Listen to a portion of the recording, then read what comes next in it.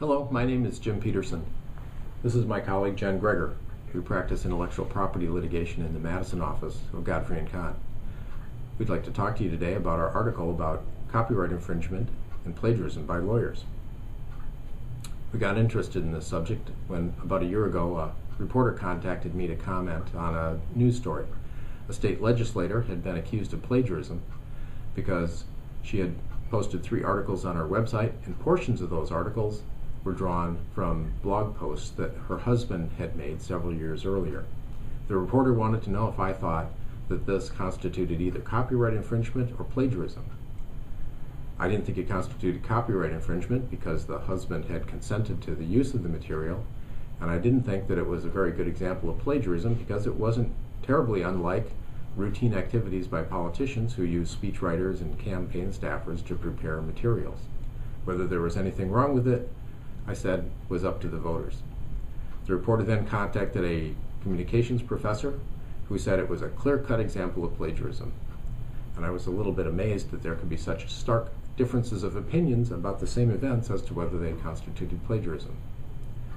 We were immediately prompted to write the article when we heard about the story of Iowa attorney Peter Cannon. And in that case, Iowa attorney Peter Cannon submitted briefing to the Northern District of Iowa Bankruptcy Court, in which he copied approximately 17 pages of a 19-page article that was initially published on the internet by lawyers at another firm. The bankruptcy court sanctioned Cannon, requiring him to disgorge his fees, to report himself to the Iowa Disciplinary Commission, and to take remedial professional responsibility courses. The Iowa Disciplinary Commission recommended a 6-month suspension of Cannon's law license. And then the Iowa Supreme Court disapproved of Cannon's plagiarism as well, but reduced the sanction slightly to a public reprimand. Cannon's case suggested to us that there was some work to be done to identify exactly when and how an attorney could use the words or ideas of another. So we wrote the article addressing both copyright infringement and plagiarism.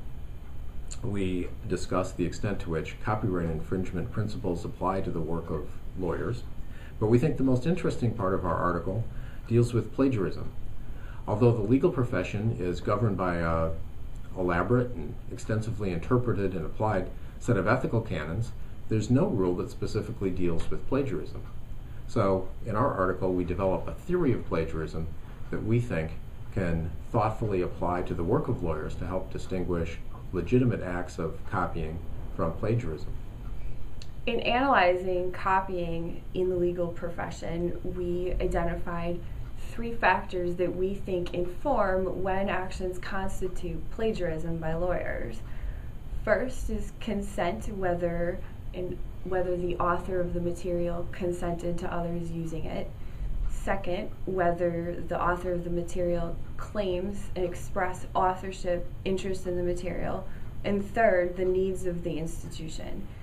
In our article, we discussed several examples of actions that constitute plagiarism or do not constitute plagiarism, both inside and outside the legal profession.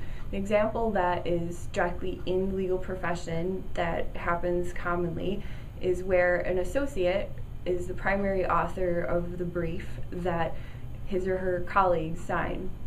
In that example, the associate is the author of the material but consents to his or her colleagues using it. The signature on the brief is not an indicator of authorship, but rather a certification to the court that the brief meets the standards of Rule 11. And the needs of the institution in that case are the needs of the court and of the parties.